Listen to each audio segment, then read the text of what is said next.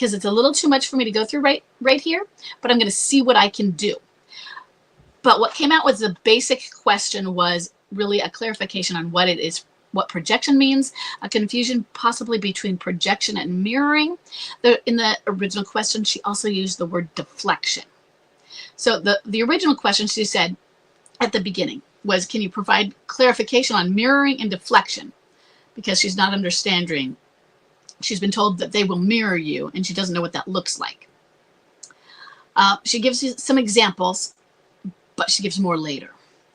Then a general piece of the question, I'm going to read that right here. Also a bomb drop, these vague reasons for leaving long-term marriages are categorized as deflection.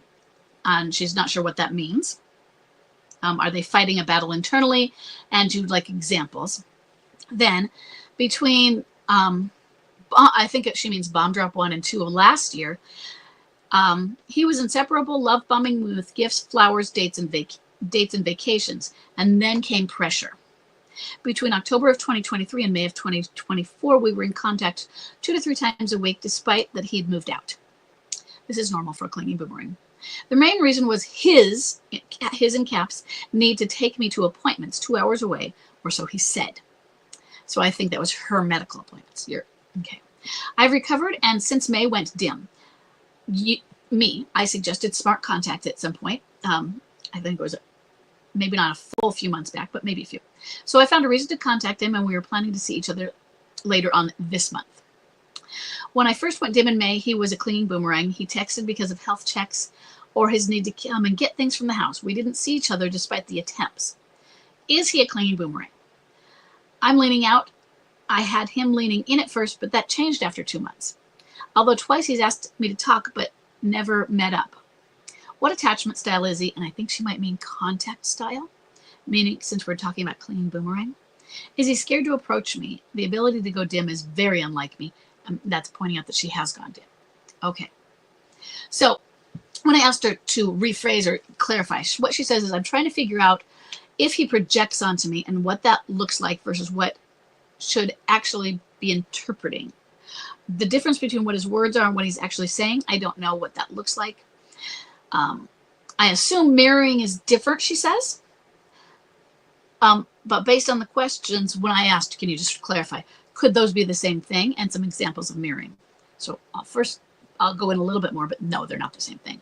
I'm in fact thinking that when the idea of what mirroring is, I have a feeling somebody used the term mirroring and applied it to something completely different than what mirroring is. Because you haven't asked anything about what mirroring is in the way we usually talk about it. It's a different topic. So I'm thinking that word is being applied to something else. And we create terms to apply to things, and it could make sense in that context, but usually mirroring is a method of communication. And I don't see you asking about that. I understand that if I mirror him, and that's why he doesn't want to come around, is that interpreted as by seeing me, he's reminded of his own faults or issues that he's trying to run from. Is that what is meant by mirroring? If I understand correctly, people who accuse you/me of doing what they're doing is what we would call projecting, or is that mirroring? So, and then she gives a few examples. So some of these examples, just a couple right here, came from some of the Facebook posts in Facebook group. And so a couple are okay examples that I can use. And then I can give an example that I think, at least from my own experience, that might be clear. But you never know. It's clear to me and maybe not others. So one example from a poster, I won't name the poster, says, he's making out he wasn't happy for a long time, projecting it onto me, saying I never showed him love. So then she asks, what would he have said to project something onto me? How does projecting fit into that definition? From somebody else, which is a coach, if you understood how frequently people cope by projecting, this is true, you would learn to take nothing personally. Then she says, I may be taking things personally that I don't understand, that I should be hearing a different message. Is that perhaps my husband blaming himself? And then this was recent. This post said, when they announce they're happy, They're projecting what they want us to believe to support their narrative. I did find that interesting. That is probably a true idea of projecting. I'm not going to say definition, I'm going to say idea, but it's not usually when I use it. But I think that it's applicable. So I'm going to give you my example. So first thing, it made sense that he would use this against me. My uncle, my mom's brother, was legally insane from the time I was 5 until he died when I was 19. Legally. So I got collect calls from Jesus. And at one point, my uncle, he was my hero, and we were very close, but at one point, he'd been gone. He would go away for long periods, and we wouldn't hear from him. And my grandma got a call that he was in jail somewhere. And he was often taken in, found on the streets, this sort of thing. And I remember grandma saying to the police, well, you know, he's insane, right? And apparently the answer it got back was, yeah, lady, we know. So it was very obvious. Okay. He was and being insane, that made him not legally responsible for his actions. So then there's my mom. He was her brother. My mom is not legally insane. My mom is eccentric. My mom walks her own drummer. I do too. I mean, I love it. But Chuck is one of those people, my husband, that is an accommodator. You either fit into a normal box or you're weird. And my dad used to say, I'm proud of being weird. But to Chuck, that's an insult. And he uses it as an insult. You're weird if you don't fit into what he considers a parameters of normal. And so he never knew my uncle, but he knows my mom, and she is eccentric. And Chuck's not normal in that everything has to be normal. But in his crisis, oh yeah, he was acting, insane, but not legally, of course. He's responsible and accountable for his actions. But we were talking on the phone, and this was, I believe this was still the first summer. Bomb drop March 20. This is sometime in the summer. And I can even remember I was standing outside in my backyard. And he just yelled into the phone something about me being insane. And I know that a year later he was using the word bipolar, so he might have used that. I don't know if he said insane, crazy, or bipolar. It's very specific. But I stopped. I remember I got really quiet and let there be a silence for a moment. And then I said, Chuck, pause again. And I was trying to be soft, rooting in empathy, whether that was something it wasn't trained yet, I think, but it was just felt natural. Are you afraid you're going insane? Because what he was doing was projecting his own personal fears of his insanity onto me. And it was an easy projection to make because of my family history. He might have projected it anyway, but having the family history made it really easy. It was a natural thing to accuse me of because of that, especially if mental illness runs in families. And it doesn't always have to. You can have somebody mentally ill not run in, that just, it popped up. But that was what he was doing. And so it was very clear. He accused me of being insane. And so right in that moment, first thing, it was clear that it was a projection. But then I made sure, I put it back to him saying, are you afraid you are insane? And he just got really silent. I want to say I could sense him doing this with his head, but remember, we're on the phone. But I feel like clearing cobwebs out of his head, because I don't know if he answered yes, because that would be odd to answer it. But from the way he reacted on the phone there, it wasn't anger. I hit it. I hit that nerve.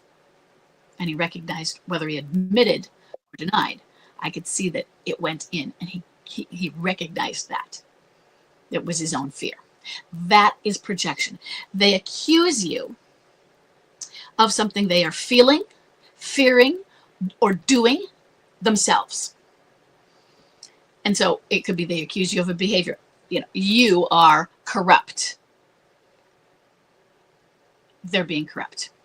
And usually if you're being corrupt, you know it. But they're accusing you. Sometimes that's to deflect. And you did ask about deflect, to get you off track. So they make the accusation to you. And it does work sometimes, especially if you aren't secure and recognize that.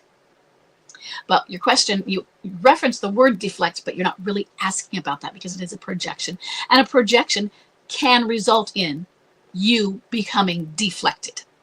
In other words, you getting off track and paying attention to that. Oh my God, I did sound crazy right there. Or think about it this way. It's also easy for them to project onto you if they do something, they trigger you, and you go off. Because then they can stay very calm. Sometimes they can be calm, and now you're the crazy one. So I talked to my neighbor who's a therapist and about this, because she has experience with narcissists.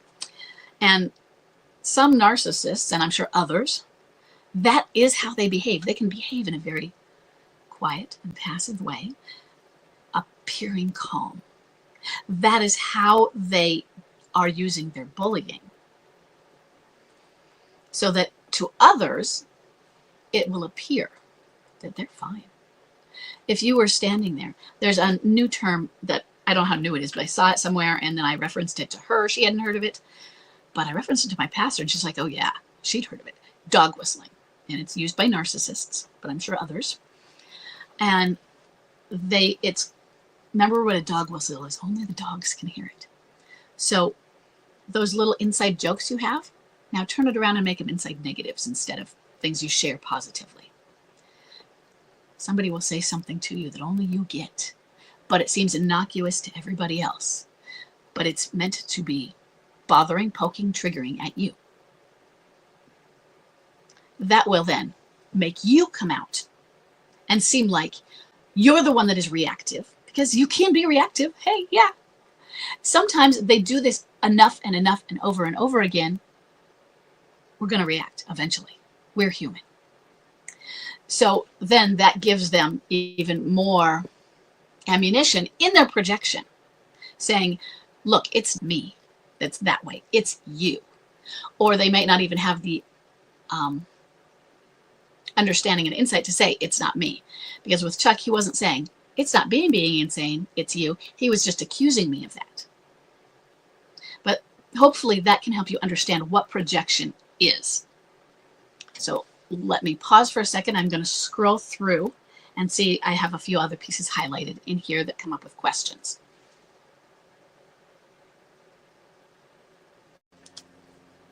Okay, it's only been a couple seconds. The first thing before I go to the little highlighted piece that I highlighted when reading it is the mirroring question. I'm going to go over this, not really go over it, I'm just going to explain, and then you can look to sources.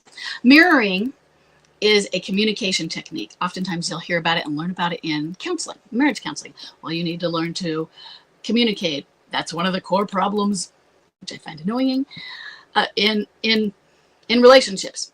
And mirroring is when you mirror back, oftentimes the last words the person said or phrase that was just spoken. Oh, you're feeling, I come in and say, you know what, I'm feeling really upset today and I'm just not sure what to do. A very direct and obvious mirror would be, I hear that you're feeling upset today and you just don't know what to do.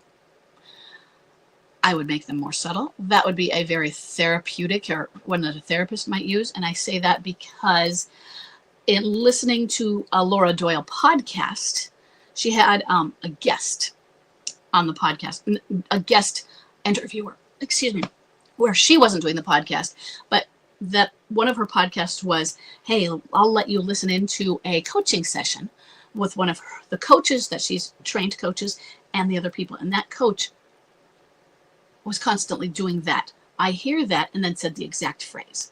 Now, for me, it felt inauthentic and fabricated because it was so obvious that I kept saying she didn't have to interpret anything. So it doesn't mean she understood or didn't understand anything, because all she did was repeat what the person said, but then the person expands upon it. And that's some of the ideas. You mirror and they expand. You mirror and they expand. But also when you mirror, and there's times it's worked. I'm not a person who has tried it in a deep way, or I've just read about it, because it does feel so inauthentic in some of the ways I've seen. But you use that and they feel heard. You mirror the last little bits of what they say, and they feel like, this person gets me.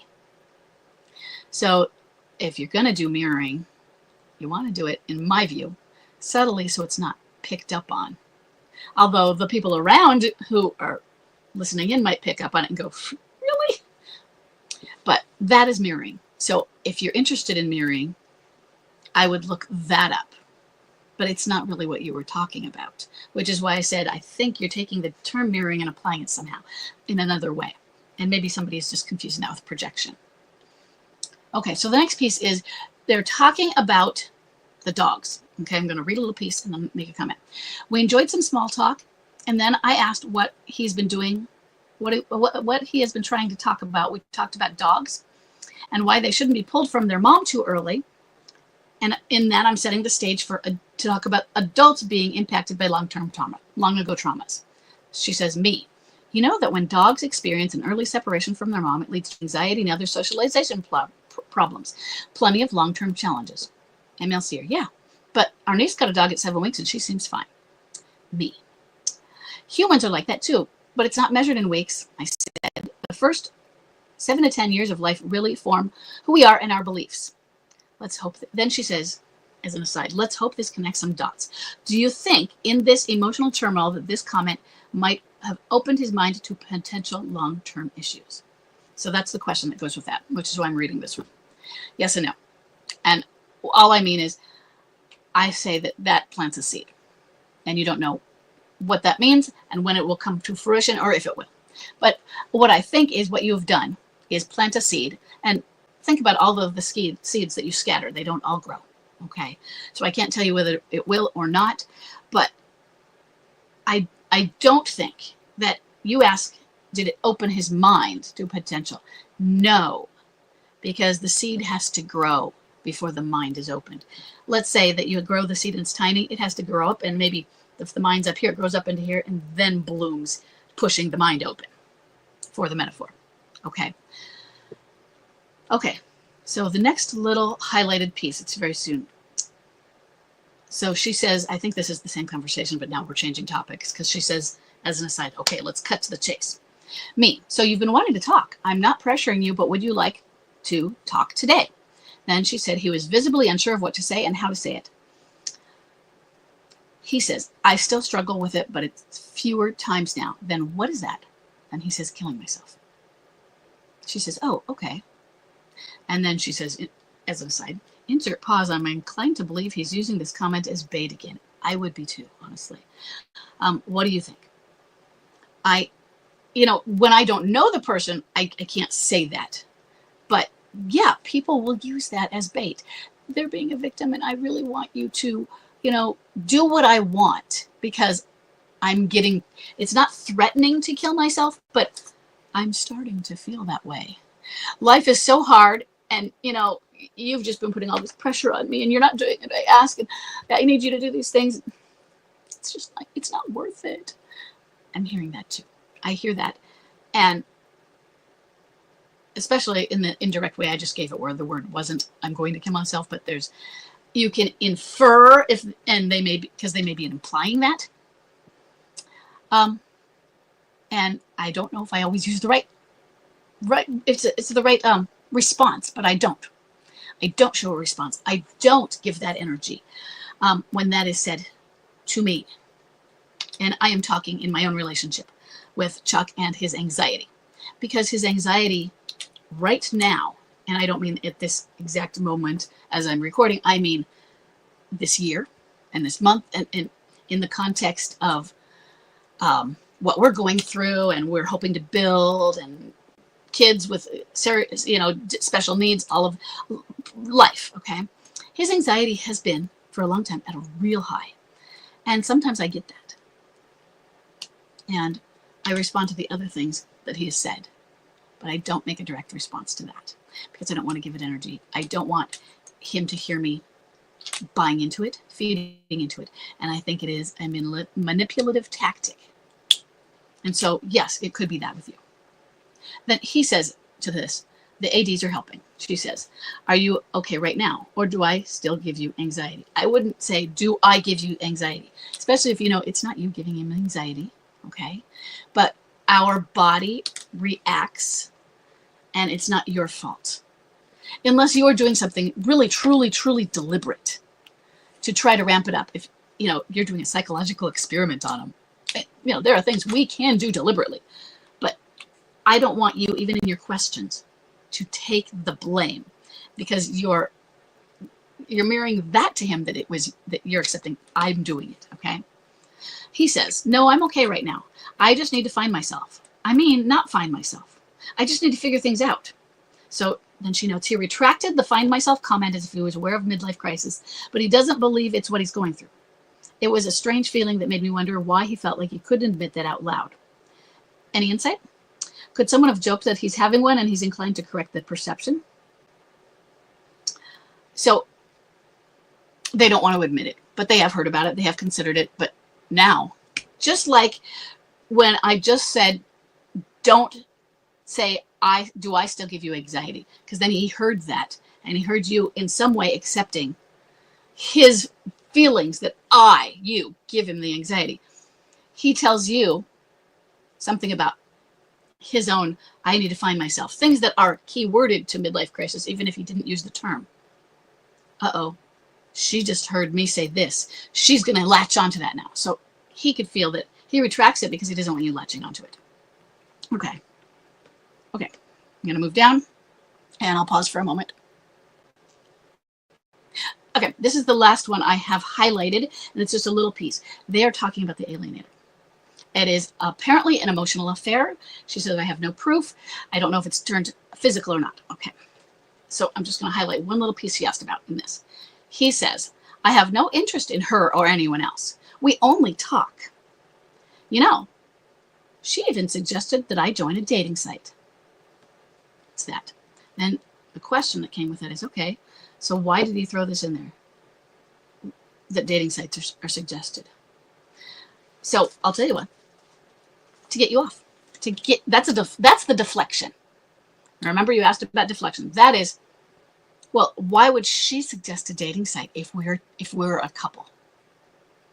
So it's to get you to believe that there isn't an affair between them. That's all. That's my view on it.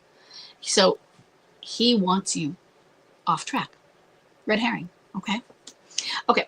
I know this was, there were several pages here, so I just jumped around a lot. I hope I didn't confuse everybody else that's listening. And I don't usually do this, but what I'm going to say is, you know, if you want to go deeper into it, you might want to consider signing up for some coaching also as well.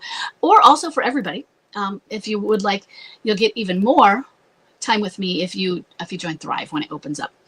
It should be opening up the first week of December. Okay. Because in Thrive, sometimes there's only 1 or 2 people in our meetings. Sometimes there's a group, and you can get a lot of time with me that is one-on-one, practically one-on-one, or other people will jump in and advise and help also. Or you can sign up for one-on-one coaching with me. I suck at marketing, which is why I feel bad saying it, but you know, it's an option. And just so you know, this is November 2024. I am planning to raise my rates at the new year from 125 to 150. And just so you know, I haven't done that ever. They've been 125 since I started doing this more than 10 years ago. So I think it's fair. Okay. But I do hope that I could help with bits of it. And let me know if you need more questions or if you want to expand upon or if you'd like to talk to me in some other way. And I will see everybody in the next question.